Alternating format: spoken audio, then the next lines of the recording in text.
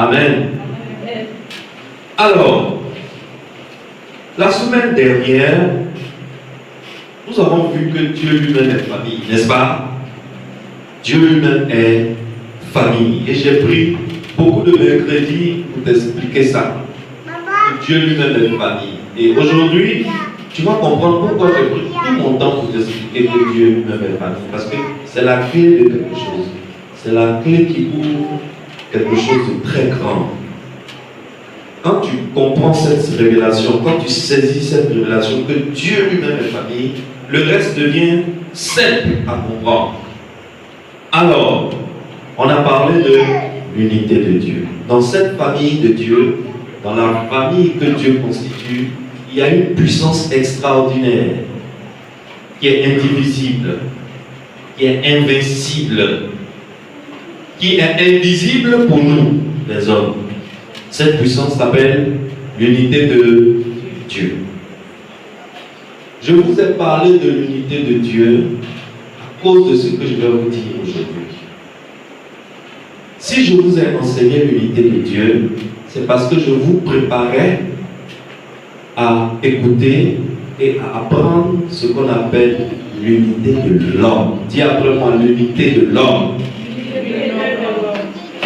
Nous allons prendre nos Bibles en Genèse chapitre 1, verset 26. Le thème de mon message aujourd'hui, de l'enseignement de ce soir, c'est l'unité de l'homme. Nous allons parler de l'unité de l'homme. Nous sommes en Genèse chapitre 1, verset 26.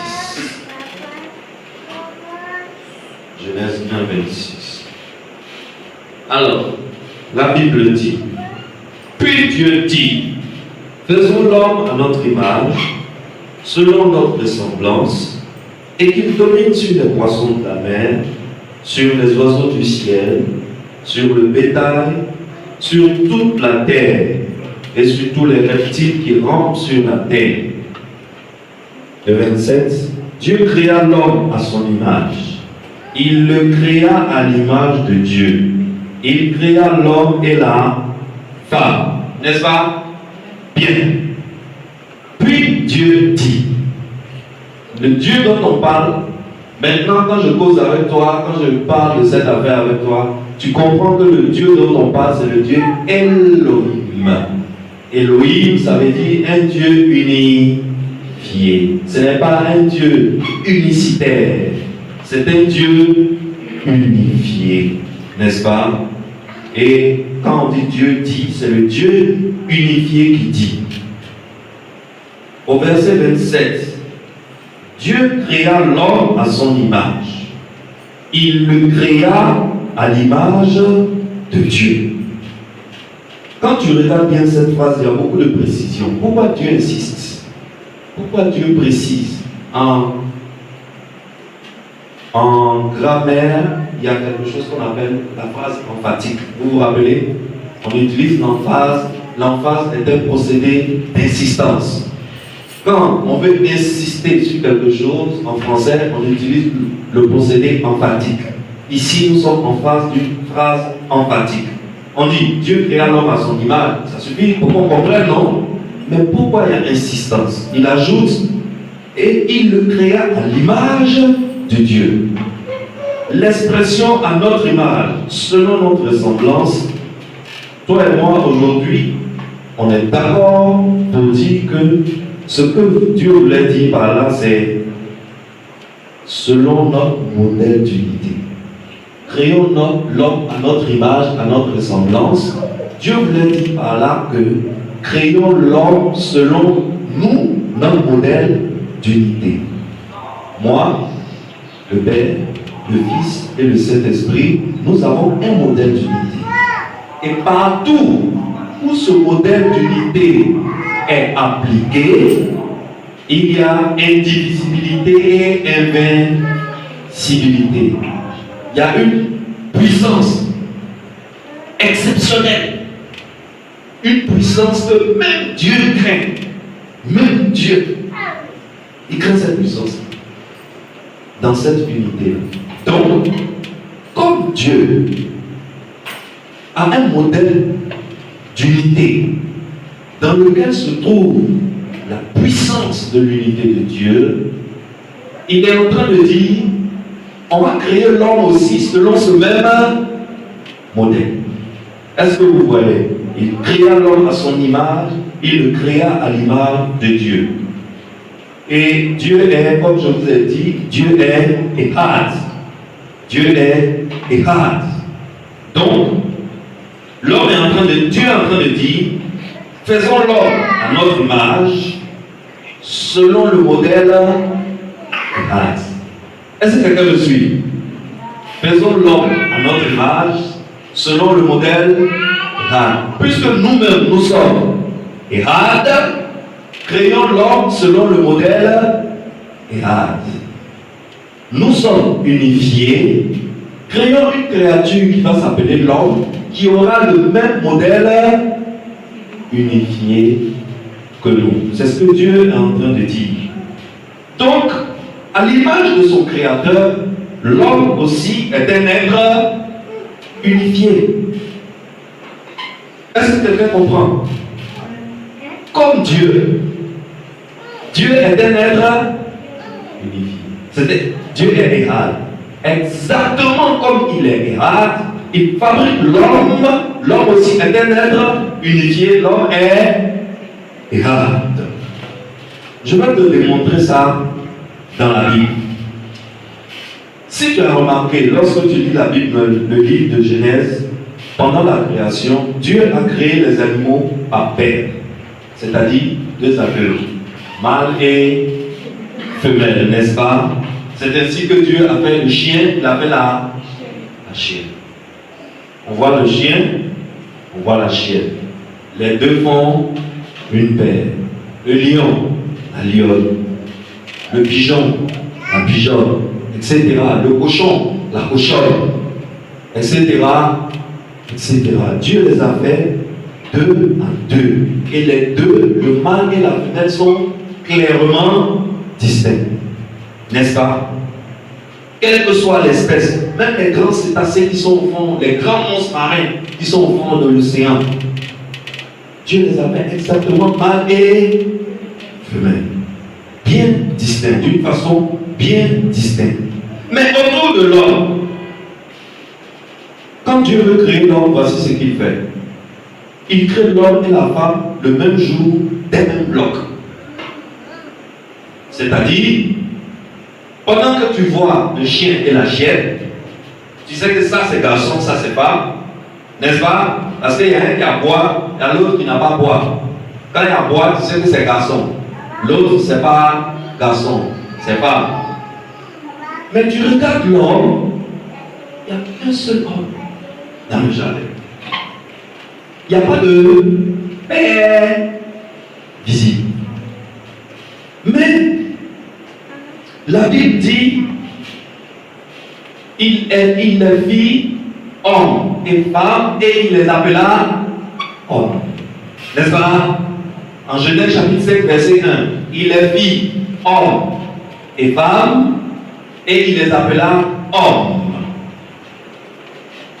Donc, la femme est homme, l'homme est homme.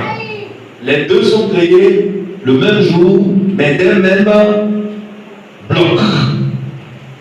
Où était la femme? La femme, elle était en homme, elle était à l'intérieur de l'homme. On ne la voyait pas, mais elle était déjà là, à l'intérieur de l'homme. Est-ce que vous voyez la différence? La chienne ne s'est pas retrouvée à l'intérieur du chien. La lionne ne s'est pas retrouvée à l'intérieur de la lionne. Elle a été fabriquée à part.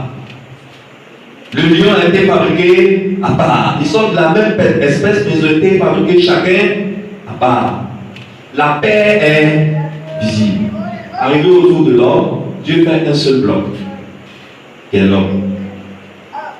Mais quand tu lis la Bible, tu te rends compte que la femme était déjà là. Mais elle n'était pas visible. Elle était où? Elle était à l'intérieur de l'homme. Pourquoi Dieu fait les choses comme ça? Dieu fait les choses de cette façon parce que les animaux ne sont pas destinés à refléter l'unité de Dieu. Est-ce que quelqu'un me suit? Les animaux ne sont pas destinés à refléter l'unité de Dieu. Ils n'ont pas été faits un bloc parce que leur destinée sur cette terre, leur objectif sur cette terre, la raison de leur présence sur cette terre, ce n'est pas de refléter l'unité de Dieu. Donc, tous les animaux ont été créés mâles séparément, femelles séparément, bien distincts. L'homme, lui aussi, il a été créé par Père. L'homme aussi a été créé par Père. On voyait un seul bloc, mais à l'intérieur du bloc, il y avait deux personnes. Il y avait le mâle et il y avait la Genèse 1. Il est dit mâle et femelle et il les appela hommes. Donc les deux ont été créés le même jour. Mais il y a la femme était à l'intérieur de l'homme. Est-ce que c'est par hasard? Non. La version Ostava de Genèse 1 dit: voici le livre de la postérité d'Adam. Au jour où Dieu créa l'homme, il le fit à la ressemblance de Dieu. Il les créa mâle et femelle et il les bénit, et leur donna le nom d'homme au jour qu'il fut créé. Aujourd'hui encore, ça se vérifie, n'est-ce pas? Aujourd'hui en français, quand on dit l'homme, l'homme désigne de façon générique aussi bien le sexe mâle que le sexe femelle chez les humains. Chez l'espèce humaine, on dit l'homme, ça peut être la femme, ça peut être l'homme. Il n'y a pas de problème, le mâle. Il n'y a pas de problème. Même en anglais, man. En anglais, quand on veut dire l'humanité, on dit mankind. L'humanité, mankind. N'est-ce pas? Donc en anglais, même quand tu dis man, on sait qu'on parle des humains. C'est l'espèce des humains. Donc, les humains ont été créés, le premier couple d'humains qui a été créé, il a été aussi créé par Père, mais en un seul. Excellence. Ce n'est pas par hasard. Alors, l'unité de l'homme, qu'est-ce que ça veut dire? L'unité de l'homme, qu'est-ce que ça veut dire? L'unité de l'homme, c'est une union spirituelle entre un mâle et une femelle. Écris ça quelque part. Un jour, quand tu seras en évangélisation, ça va t'aider. L'unité de l'homme, c'est une union spirituelle entre un mâle et une femelle.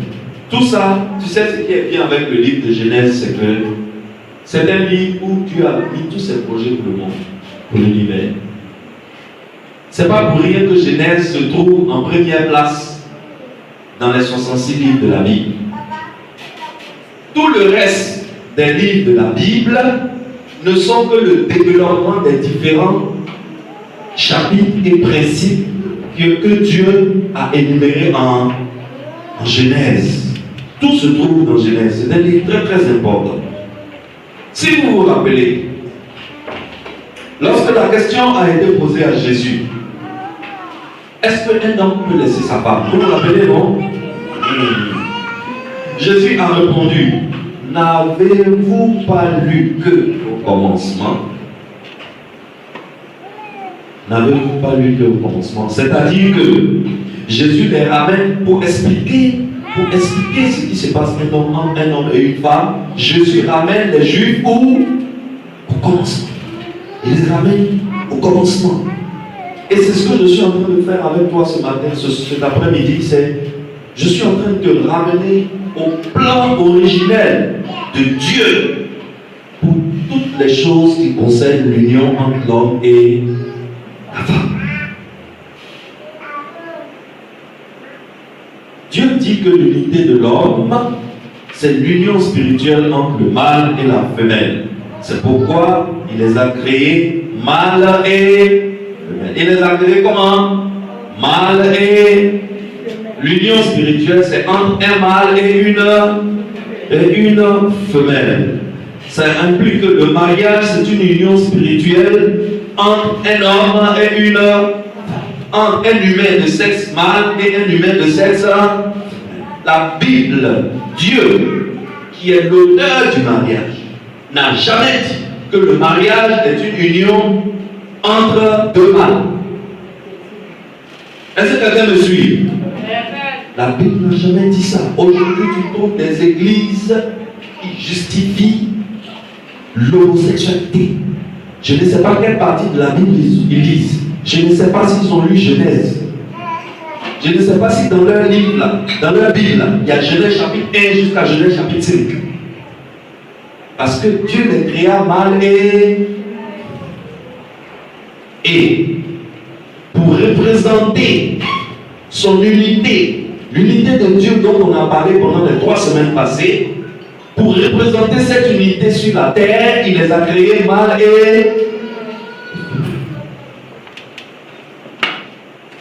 et on n'a jamais dit que c'est une union spirituelle entre deux femelles, les lesbiennes.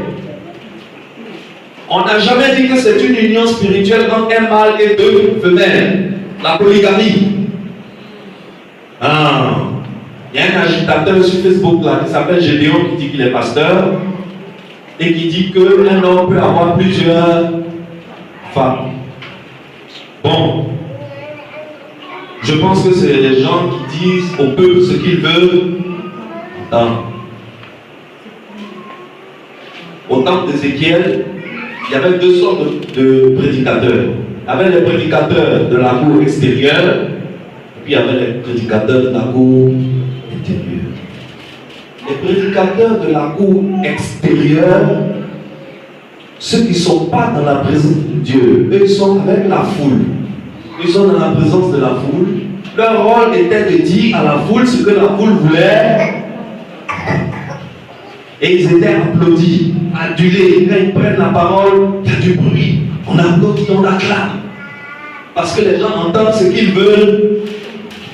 Mais il y avait les prédicateurs de la cour intérieure, ceux qui sont dans la présence de Dieu, ceux qui ne s'adressent pas aux hommes tant qu'ils ne se sont pas présentés devant Dieu. Ils ne racontent pas aux hommes ce qu'ils veulent entendre, mais ils racontent aux hommes ce que Dieu dit. Ce que Dieu a dit. Alors, fils de Dieu, sois sur tes gardes. Tu vas entendre beaucoup de choses sur Facebook. Et beaucoup se réclament de Jésus-Christ. Et beaucoup te disent que c'est dans la Bible. Aujourd'hui, ce que je suis en train de te faire, c'est que je suis en train de te ramener au commencement. Là où Dieu nous a montré le modèle céleste que nous devons suivre. Il les a fait mâle et femelle. Et il a uni un mâle et une.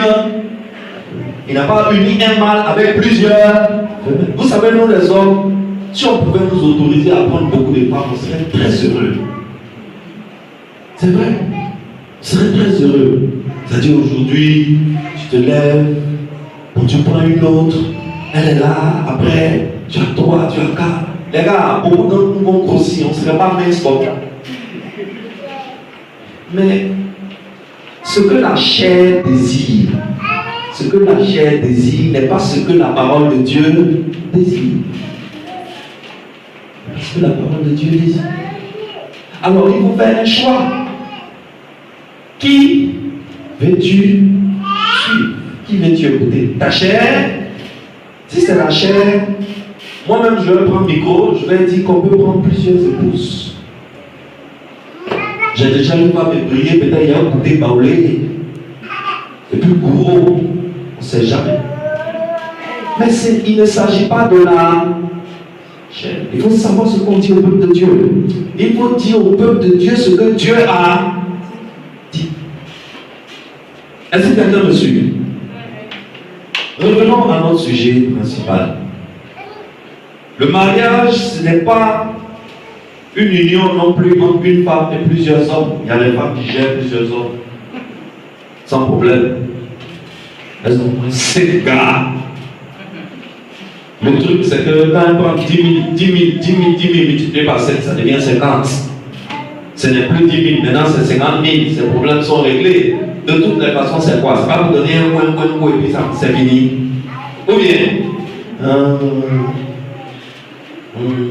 Ce qui est sûr, on était tous dedans. Et puis Christ nous a. Si c'est ton cas, jusqu'à présent, ce n'est pas encore grave.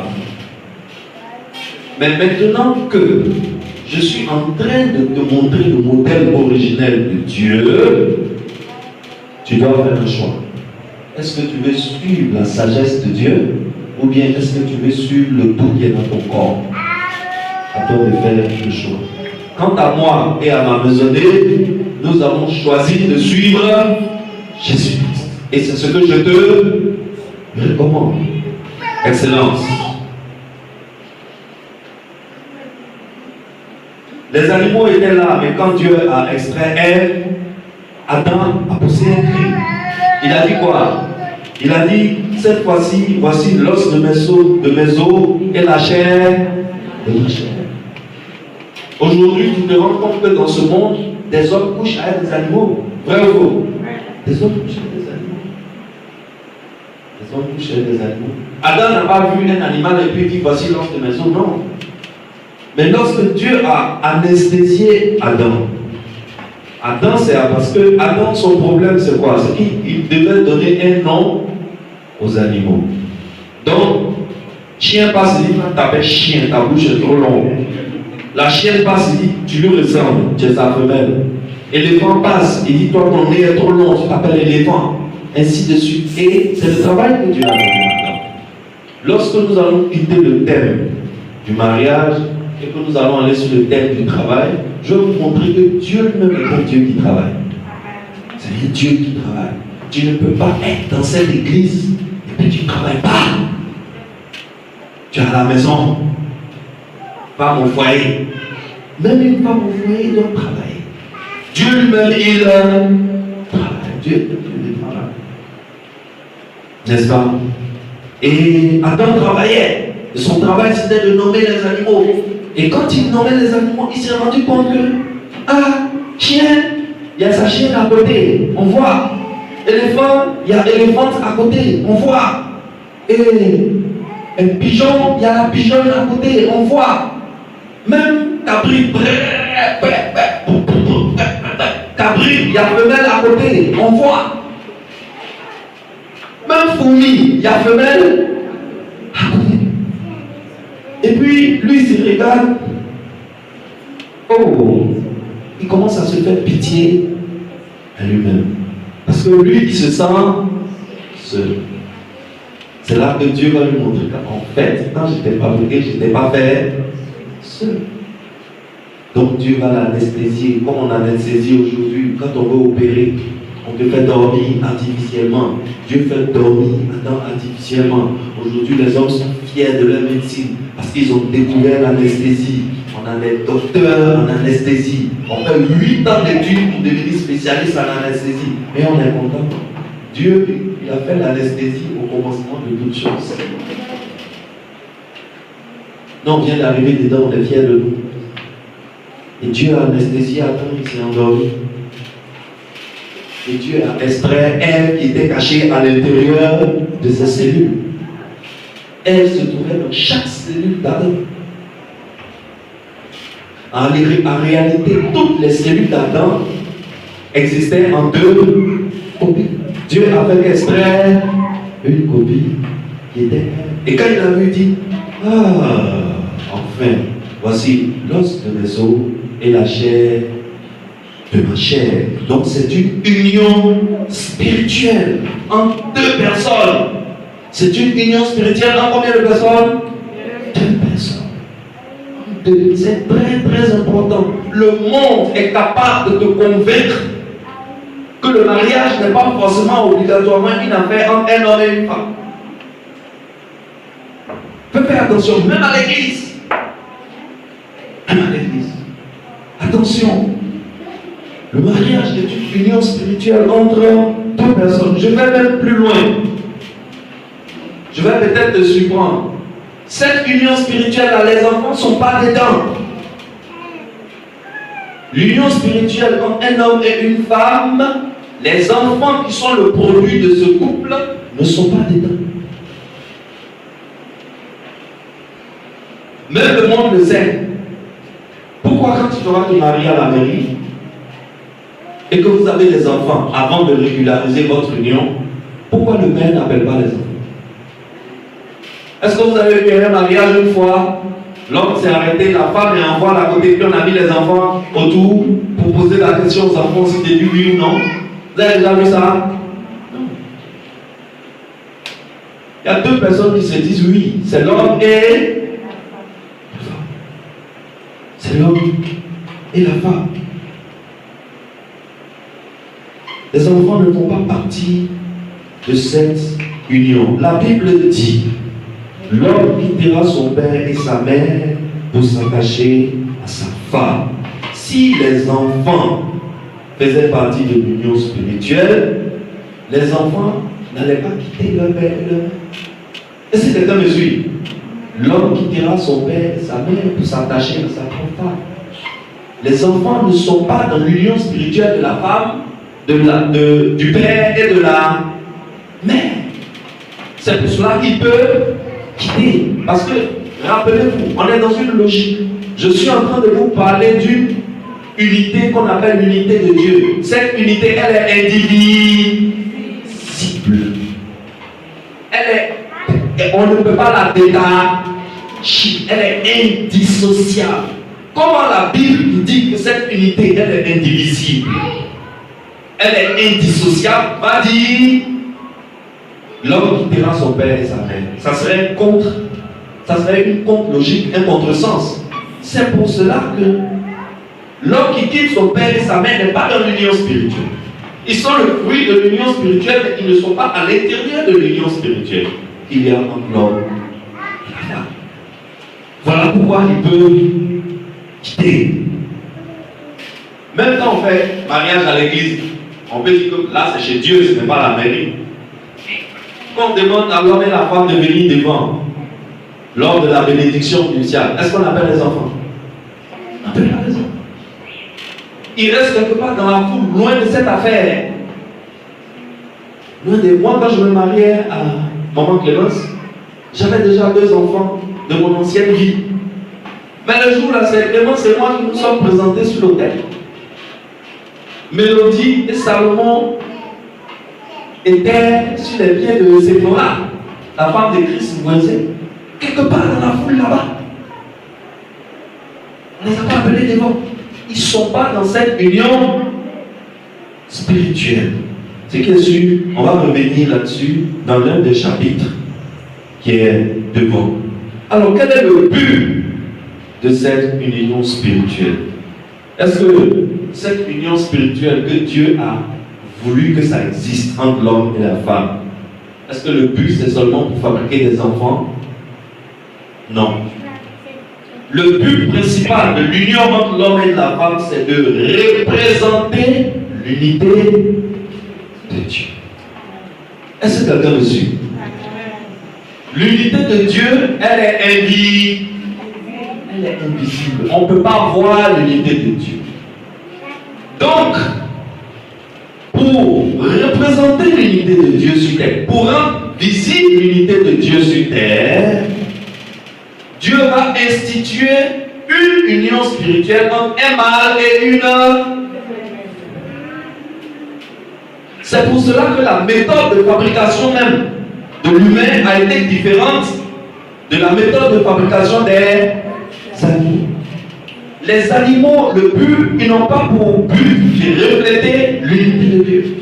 Mais comme l'homme a pour but de refléter l'unité de Dieu, Dieu a institué une union spirituelle entre un mâle et une femelle de l'espèce humaine. N'est-ce pas?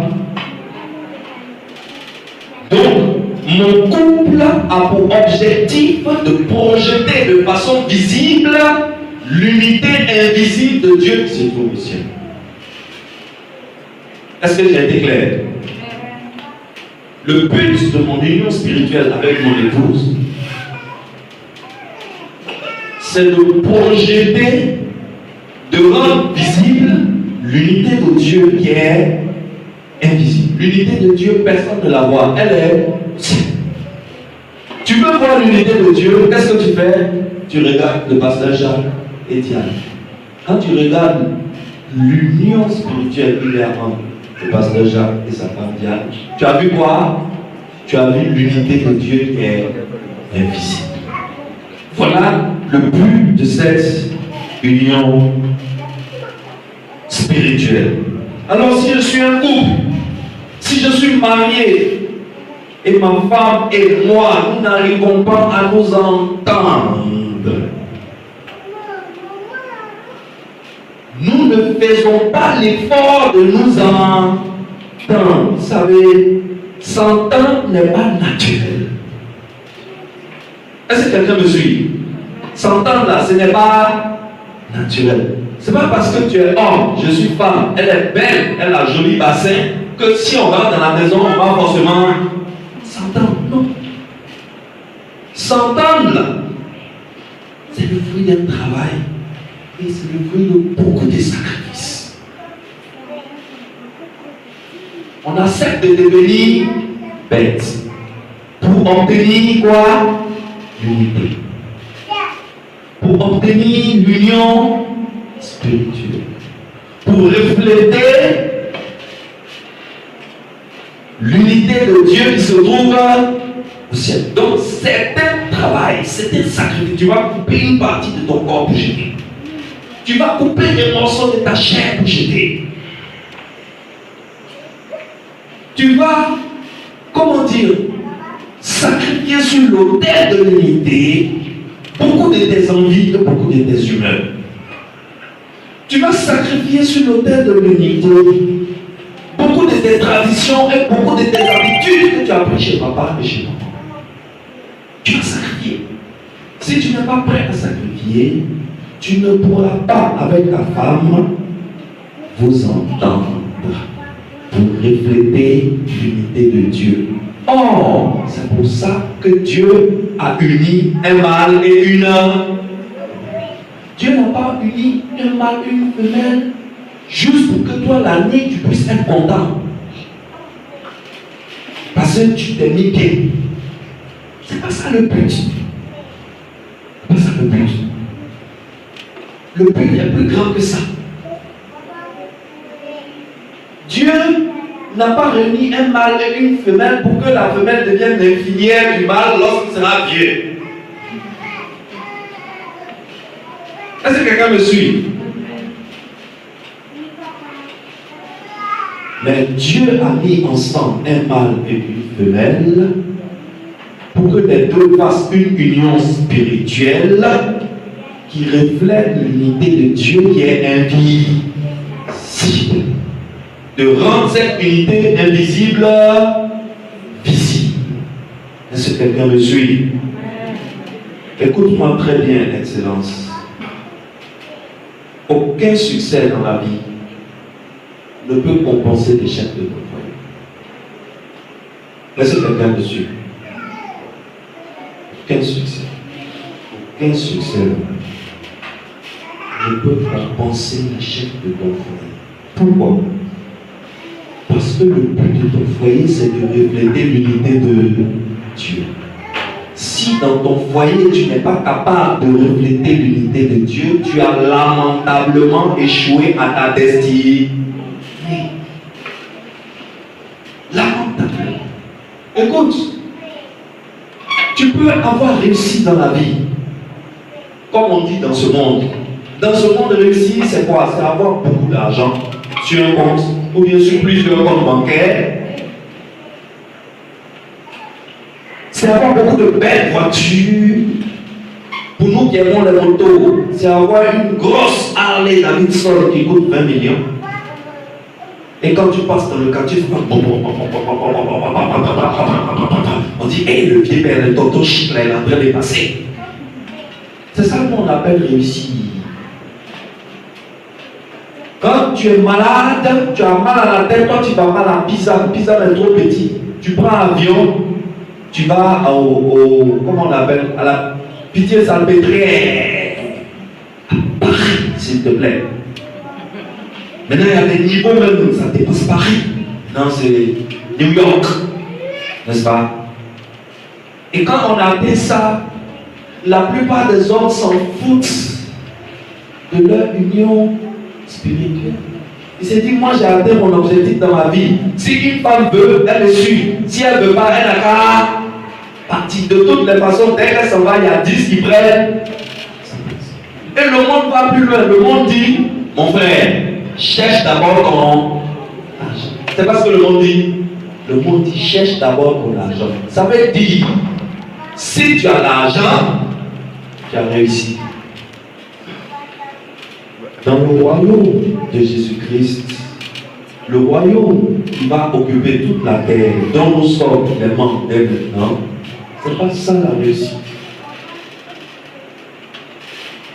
Dès que tu n'as pas d'entente avec ta femme, et que vous n'êtes pas capable de refléter l'unité de Dieu, tu as déjà lamentablement échoué.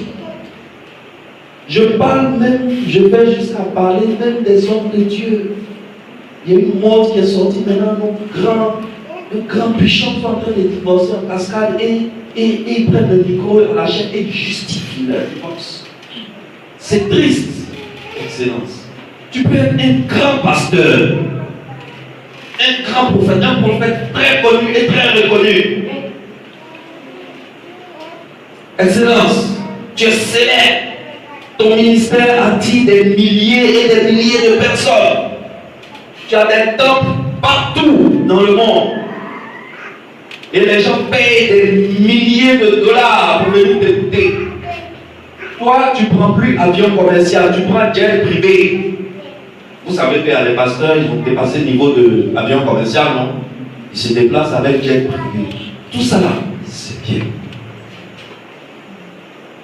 Mais si tu as échoué dans ton mariage, si tu as échoué à t'entendre avec ta femme, Excellence, tout ce que tu as là, ça ne peut pas compenser l'échec de ton foyer. Tout ça, ça ne peut pas remplacer. Ça ne peut pas remplacer l'échec de ton mariage. Il faut que les fils de Dieu se mettent ça dans la tête. Tous les grands bishops qui ont divorcé, écoutez bien ce qu'ils disent 5 ans plus tard, 10 ans plus tard. Et tous sont d'accord et unanimes pour dire qu'ils se sont trompés et qu'ils n'auraient pas dû. Ils n'auraient pas dû. Excellence. Est-ce qu'on se comprend? Dieu a créé la famille avant de créer l'Église. Dans le jardin d'Éden, il y avait une famille, pas d'Église. Donc pour Dieu, le succès de ton mariage est plus important que le succès de ton ministère. Plus important. Lisons Genèse chapitre 2, verset 24. Genèse 2, 24. Lorsque Ève est sortie d'Adam, voici ce qu'Adam dit sous l'inspiration de Dieu. Il dit, c'est pourquoi l'homme quittera son père et sa mère et s'attachera à sa femme et ils deviendront une seule chair. Excellence, on ne s'attache pas à sa mère. On s'attache à qui? On s'attache à qui? Est-ce que je parle à quelqu'un? On ne s'attache pas à sa mère. La Bible ne t'a jamais dit de t'attacher à ta mère. La Bible dit que tu t'attaches à ta... On ne s'attache pas à sa sœur. J'ai un ami dont le mariage a explosé parce qu'il avait 2 petites sœurs avec qui il a grandi. Il était le seul garçon. Et depuis leur enfance, ils se lavent ensemble jusqu'à ce qu'ils ont grandi. Ils font tout ensemble. Tout. Il s'est marié, ses 2 petites sœurs continuent de se laver avec lui. Ils font tout ensemble. Et ces 2 petites sœurs considèrent son épouse comme leur épouse aussi. Il est attaché à qui? Il est attaché à qui? À ses petites sœurs. Et quand tu lui parles, il dit, non, on a toujours grandi comme ça. Il n'y a pas de problème. Non, mon ami, il y a un problème. Tu n'es pas en train d'obéir à la parole. On ne s'attache pas à sa soeur, on s'attache à sa femme. Ta soeur, elle sera attachée à son mari.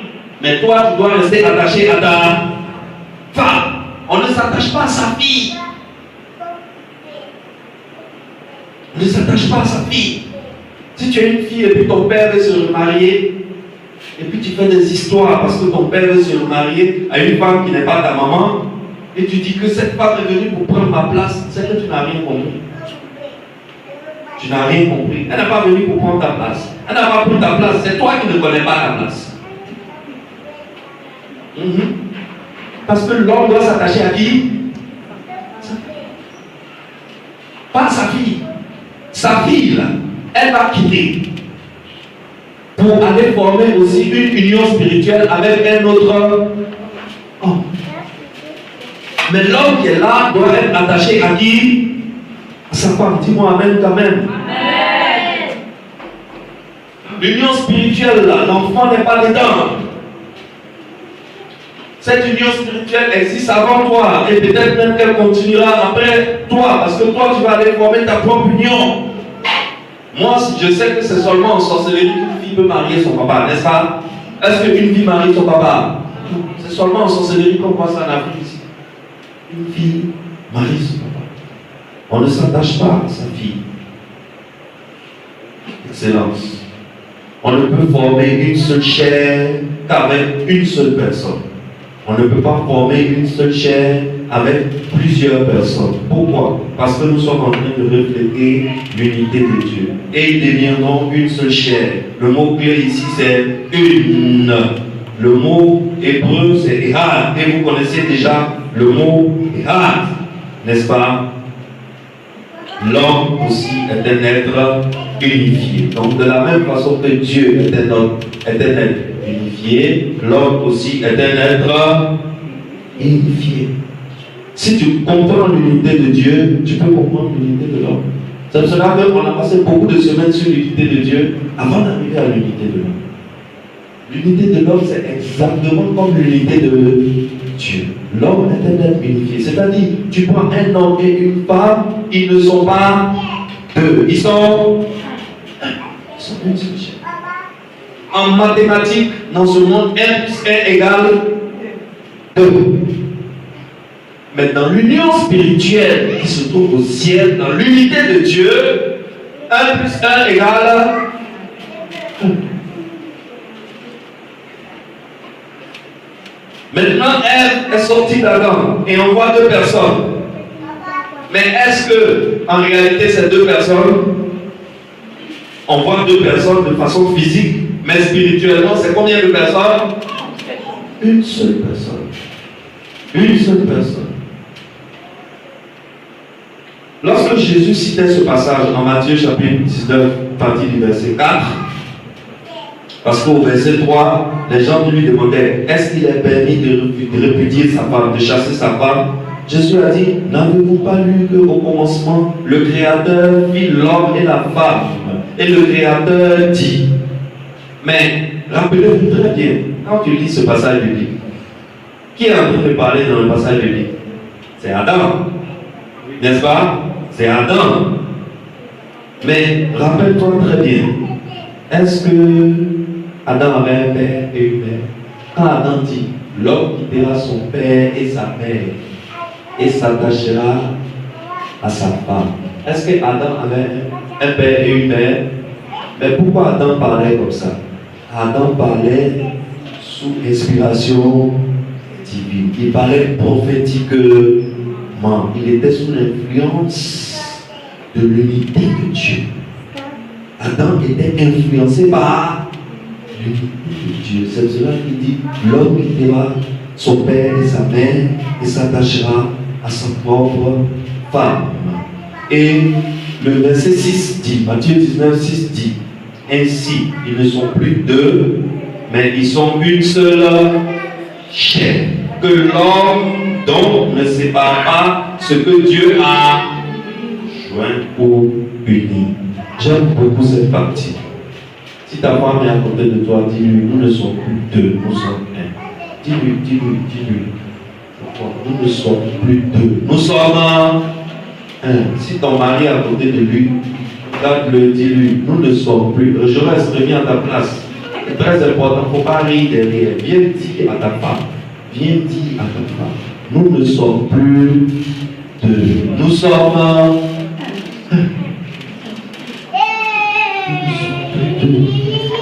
nous sommes excellence. Qu'est-ce que ça veut dire, nous ne sommes plus deux? En fait, Jésus est en train de dire que l'homme et la femme ne sont plus divisibles.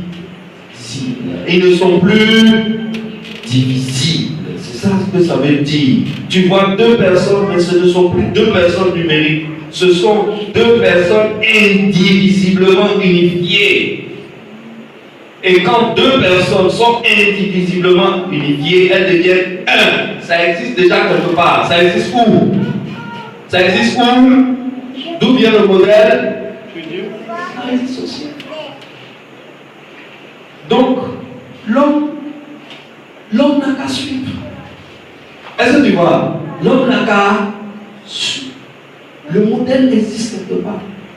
Il y a un niveau d'unité auquel Dieu t'appelle à arriver avec ton épouse et avec ton époux. À ce niveau d'unité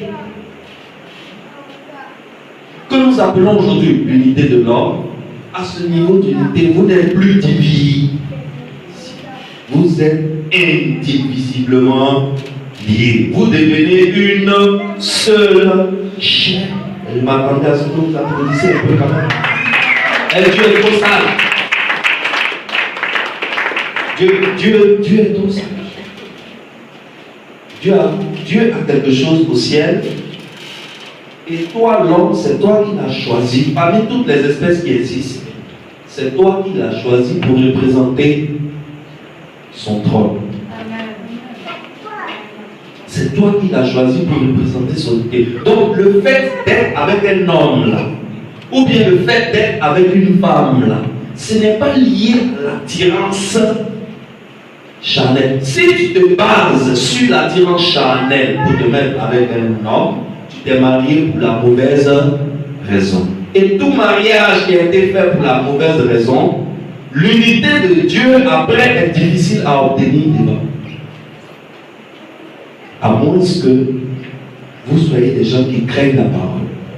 Quand quelqu'un craint la parole de Dieu, dès qu'on lui enseigne ça, il dit, hé, j'étais dans le péché. Parce que le péché c'est quoi? Le péché c'est désobéir à Dieu. Donc j'étais dans la désobéissance. Mais maintenant Dieu me dit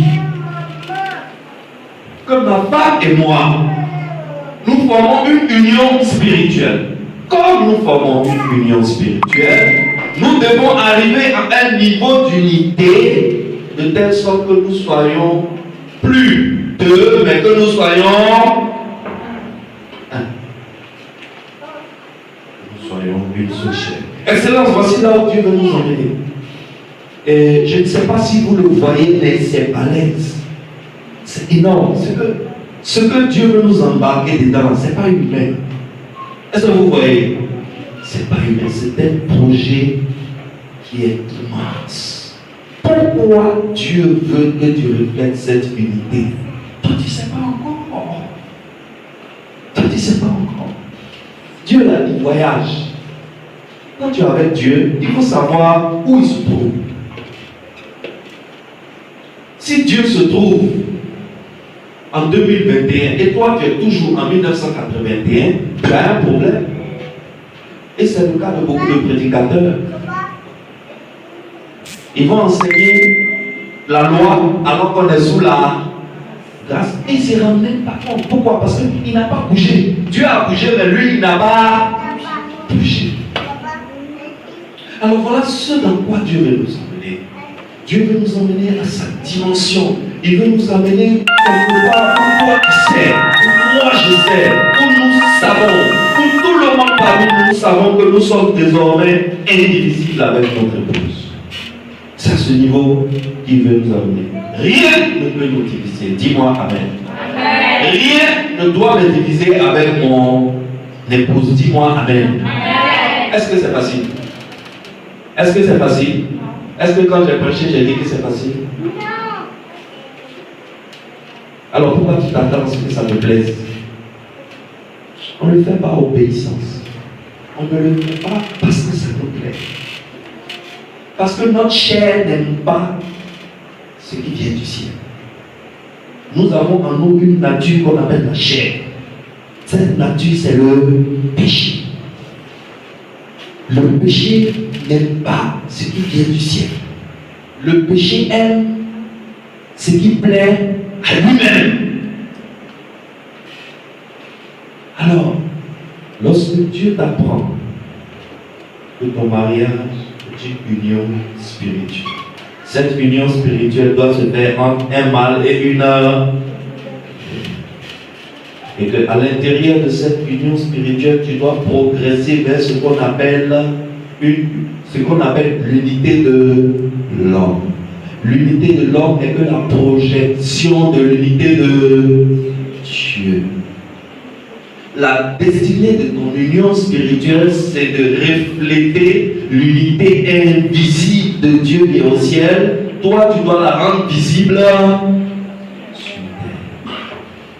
Un homme qui n'a jamais vu l'unité de Dieu, il regarde Jaurès et son épouse.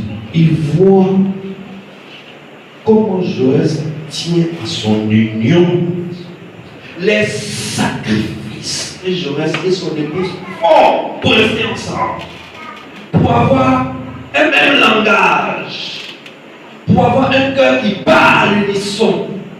C'est qu'ils sont capables de pardonner juste pour refléter l'unité de Dieu. Quand un homme voit ça, il a vu le ciel. Il a vu. Voilà ce que Dieu veut.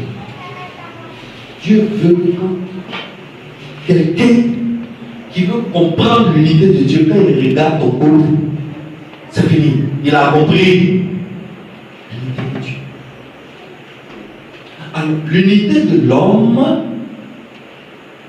qui est visible n'est que le reflet et la projection de l'unité de Dieu qui est.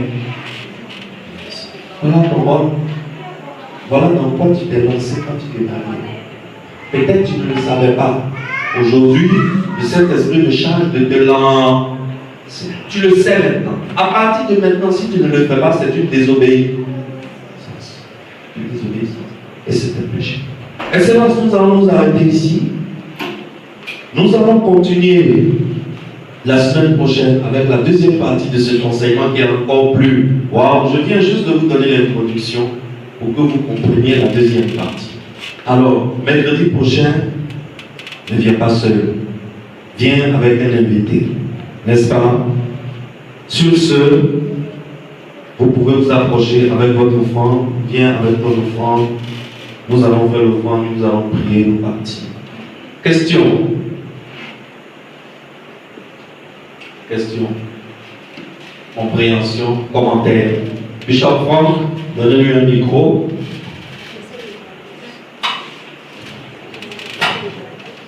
Allô. Très bien, il a un micro. Merci, homme de Dieu. Oui. Bon, si je comprends bien la prédication de ce soir, un homme et une femme se mettent ensemble pour refléter l'unité de Dieu. Exact. Maintenant, si dans un couple, l'homme décide d'avoir 2, 3 femmes, et dans cette union, dans ce couple-là, qui reflète l'unité de Dieu, est-ce que ça crée un problème ou bien est-ce que c'est... Parce qu'ils peuvent être ensemble, peut-être l'accord de la femme, peut-être l'accord du monsieur, ils vivent ensemble avec ces 2 ou ces 3 femmes. Il n'y a pas de problème, il y a l'entente, chacun se respecte, il n'y a pas de jalousie. En fait, ça a été une décision entre eux et il y a l'unité de Dieu. Est-ce que là, on peut dire que ça... Bon, je sais pas, parce que... Je te comprends, Bishop, n'est-ce pas? Mais tu vois que toi-même, tu n'arrives pas à aller jusqu'au bout parce que c'est pas cohérent. Est-ce que tu vois? J'essaie de comprendre. Oui, c'est ça. Mais ta question est une bonne question. Nous sommes en train de parler de la parole de Dieu. Ok? Nous ne sommes pas en train de parler de ce que l'homme fait. On est dans le contexte de ce que la parole de Dieu nous commande. Est-ce que c'est clair? La parole de Dieu, c'est de Dieu qui vient le mariage que toi et moi on fait. Ça vient de quelqu'un. La personne nous dit, quand j'instituais le mariage sur terre, je les ai fait mal et c'est le mâle et la femelle qui doivent refléter mon unité que j'ai aussi. L'homme arrive sur la terre et plutôt l'homme rentre dans d'autres schémas. Dis-moi, comment tu veux que le Saint-Esprit de Dieu rentre dans ce foyer? Parce que c'est pas un couple. Un couple, le mot couple veut dire deux. L'union de deux. Donc à partir du moment où le gars a plusieurs femmes, on n'est plus dans un couple, on est dans plusieurs couples. Comment est-ce que dans plusieurs couples, tu peux retrouver l'unité de Dieu? Alors que Dieu a institué son unité, la réflexivité, le caractère réflexif de son unité, il ne l'a rendu possible qu'entre un mâle et une femme. Donc, quel que soit le niveau d'entente que nos parents arrivent à instituer dans les foyers polygames desquels toi et moi nous sommes sortis, il n'y a pas d'unité. Parce que le couple est une union spirituelle entre le mâle et la femme. Il n'y a pas d'unité de Dieu. Donc la polygamie n'est pas biblique. Les Juifs ont demandé à Jésus pourquoi sous la loi on pouvait avoir plusieurs épouses. Pourquoi Dieu permettait qu'on ait plusieurs épouses? Et il y avait même la possibilité de répudier une femme en lui donnant une lettre de divorce. Qu'est-ce que Jésus leur a dit? Jésus leur a dit, c'est à cause de la dureté de votre cœur. Sinon, ce n'est pas à cause de la parole de Dieu. C'est à cause de la dureté de votre cœur. Donc, pour leur faire comprendre, Jésus les ramène au commencement. Pour leur faire comprendre le modèle d'unité que Dieu veut, Jésus cite qui? Il cite Adam. Jésus cite Adam. Donc aujourd'hui, ce que nous sommes en train de faire en tant que chrétiens, c'est que nous sommes en train de repartir au commencement du modèle du mariage. Pour avoir la voie à suivre. Parce qu'il y a plusieurs voies à suivre. Il y a plusieurs modèles de mariage que ce monde propose. Mais il y a une seule voie que la parole de Dieu propose. C'est de cette voie qu'on a parlé ce soir. Amen. Les autres voies ne viennent pas de Dieu. Quelle que soit la paix qu'il y a, ça ne vient pas de Dieu. Est-ce que tu sais qu'on peut être très sincère dans la désobéissance? Est-ce que tu sais ça? On peut être dans la désobéissance, être en train de faire le contraire de la volonté de Dieu, mais être très sincère dedans. Le faire bien, propre, dans le carton joli. Mais on est quand même dans la désobéissance. C'est le cas de nos parents. Nos parents étaient polygames de père en fils. Avoir plusieurs femmes, c'est normal dans nos villages, dans nos contrées dont nous venons. Et ils arrivaient à équilibrer le foyer. Moi, j'ai fait un mariage à la destinée où le marié m'a envoyé ses deux mamans. Maintenant, je lui pose la question, laquelle te fait rentrer? Parce que les deux ne peuvent pas te prendre. Il faut une. Tu as deux mamans. Il dit il ne peut pas séparer ces deux mamans. Il dit les deux l'ont élevé à le même amour. Les deux ont soutenu ses études. Elles n'ont jamais fait malade. Les deux s'entendent. Le monsieur, les jours sont difficiles. Mais si ce jour-là, c'est pour l'autre et que l'autre veut prendre. C'était trop joli dans ce groupe. Le gars même vient de mourir, il est à la mort, on va l'enterrer bientôt. Est-ce que vous voyez? Mais c'était bien. Mais est-ce que c'est la parole de Dieu? Est-ce que c'est le commandement de Dieu? C'est pas le commandement de Dieu. À partir du moment où ce n'est pas le commandement de Dieu, c'est de la désobéissance, c'est un péché. On ne va pas de. Amen. Donc c'est pas parce que c'est joli, c'est pas parce que c'est équilibré, c'est pas parce que c'est paisible, c'est pas parce que ça se passe bien que c'est la volonté de Dieu. Amen. Question? Caroline? Oui. Après Caroline, Régis. Donnez-lui le micro.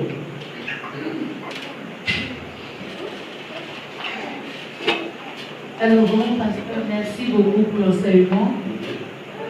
Au sein du jugement comme tout à l'heure, vous avez dit que Jésus, il avait demandé le divorce. Voilà. Jésus m'a dit de ne pas divorcer, de ne pas refuser sa femme. Mais vous êtes allé avec moi aujourd'hui. On a des couples vraiment qui traversent des situations très très difficiles. Quand je dis difficile, je ne parle pas de la situation financière, mais vraiment dans le couple où monsieur même, il ne peut pas entrer chez lui. Parce que quand il arrive chez lui, c'est le feu. Madame aussi ne veut plus de se marier. Madame dit elle veut divorcer. On a tout fait, on a demandé pardon, on a tout fait. Elle dit moi où je suis là, je vais divorcer.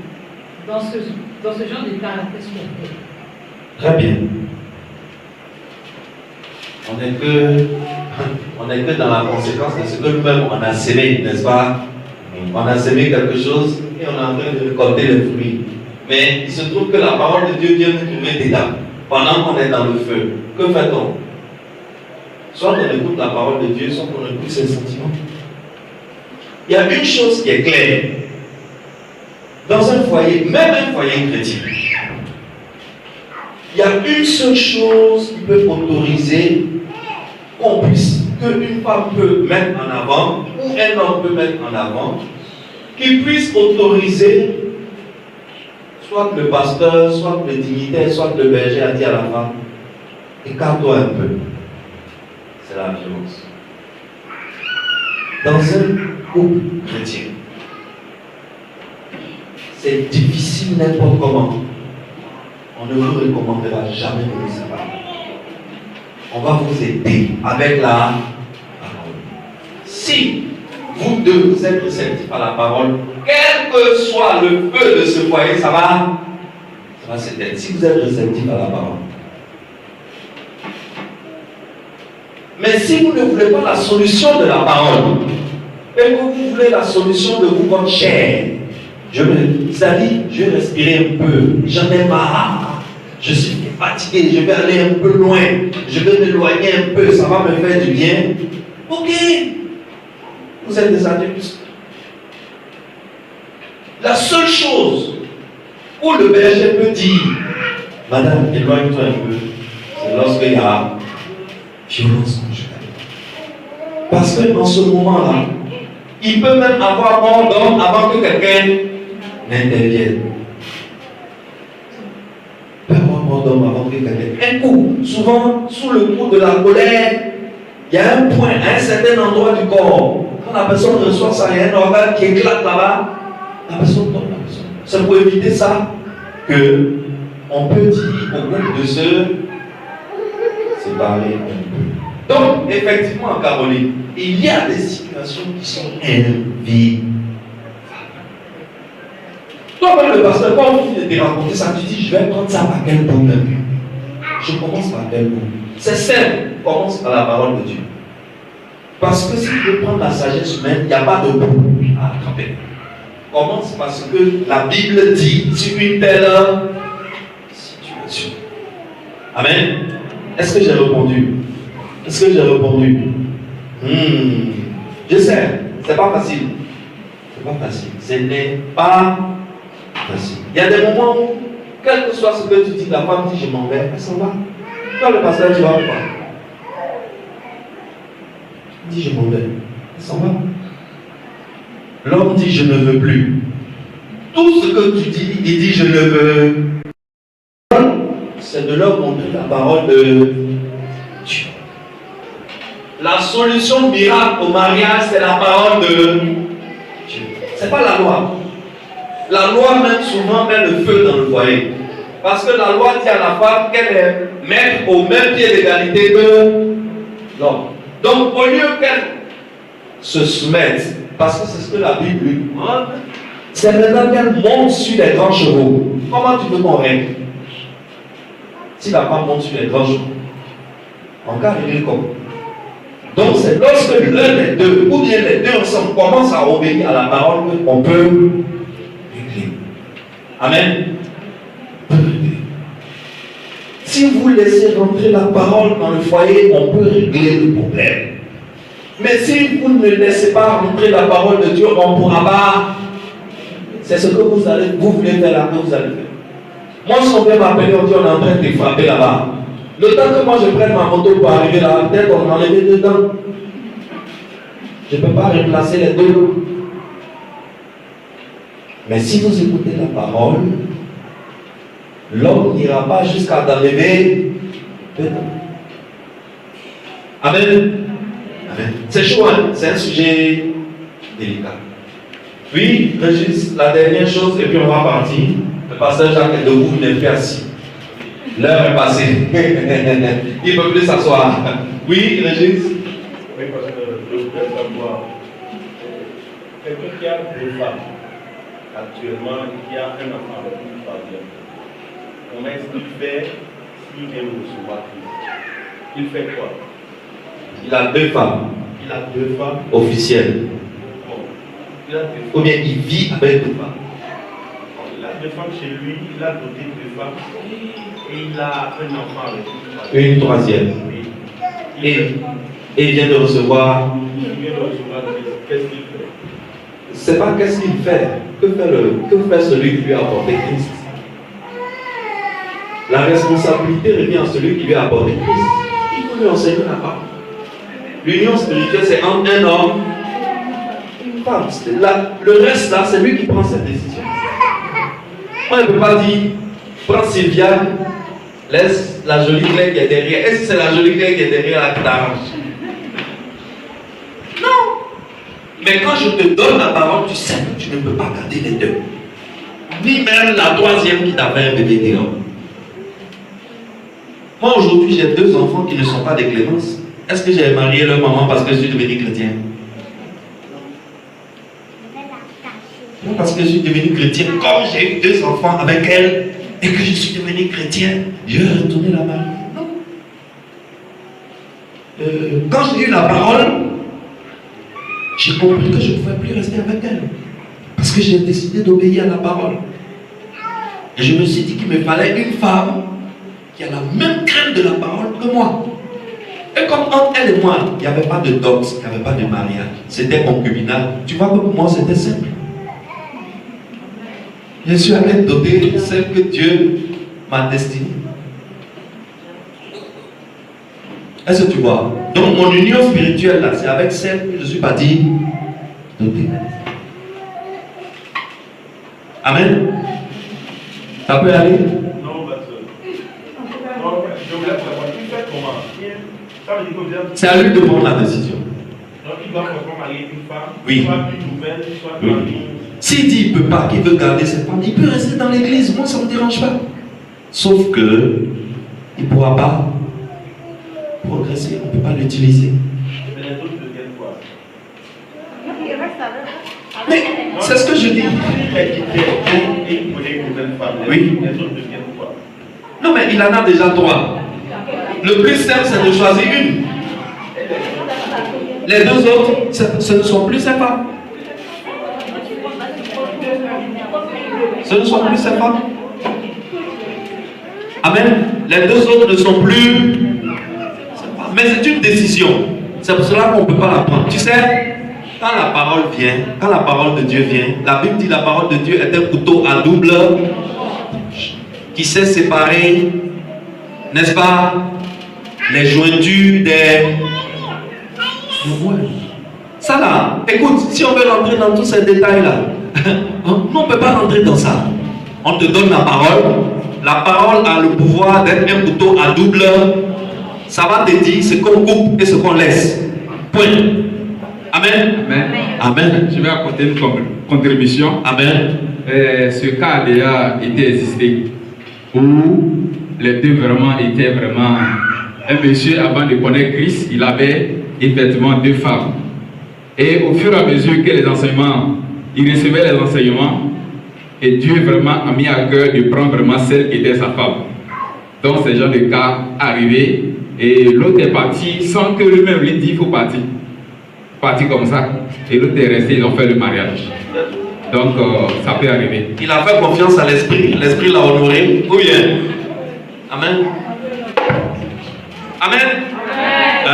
On va s'arrêter là. Hein? Mercredi prochain, on est là encore, non? Ne viens pas seul, invite quelqu'un. Ne viens pas seul mercredi prochain.